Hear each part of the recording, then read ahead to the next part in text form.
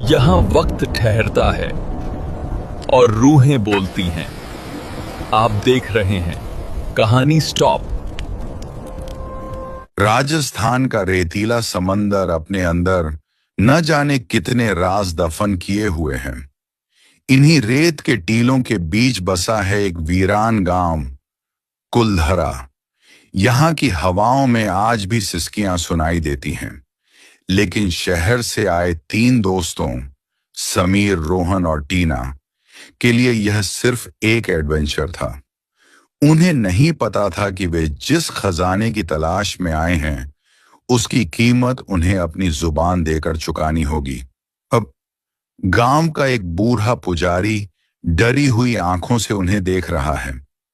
पुजारी ने उन्हें आखिरी चेतावनी दी थी, बेटा, उस हवेली की मिट्टी मत कुरेदना।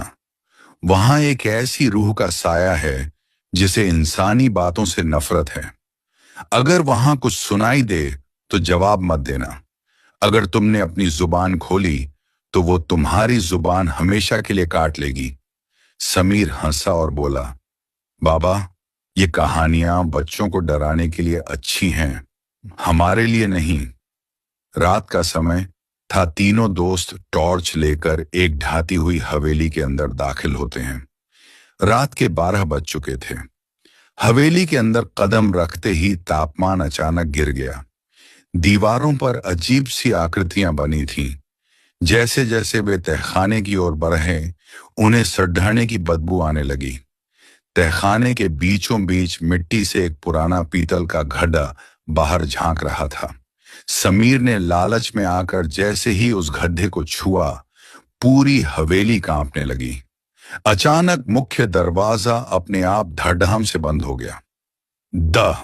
सन्नाटे में एक मधुर और जानी पहचानी आवाज गूंजती है। अचानक उस खामोशी को चीरती हुई एक आवाज आई। वह आवाज समीर की मां जैसी थी। समीर, बेटा, तुम यहां क्या कर रहे हो?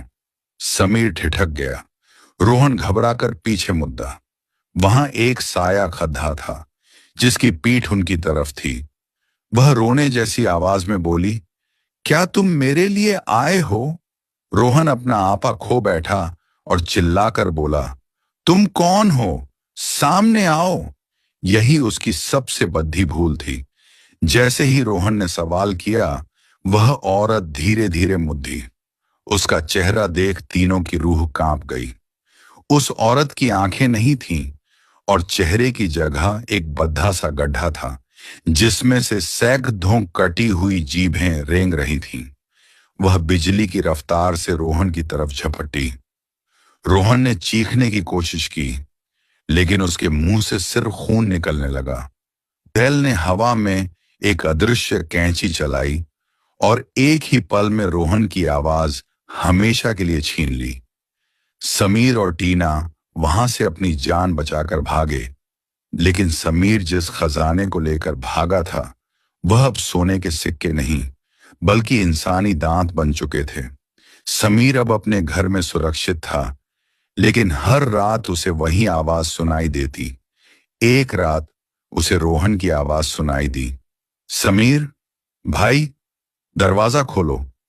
समीर ने जैसे ही जवाब देने के लिए मुंह खोला, उसने देखा कि कमरे के कोने में वह झैल अपनी खूनी कैंची लिए खधी मुस्कुरा रही थी। अगले दिन समीर मिला तो सही, लेकिन वह पत्थर की मूरत बन चुका था।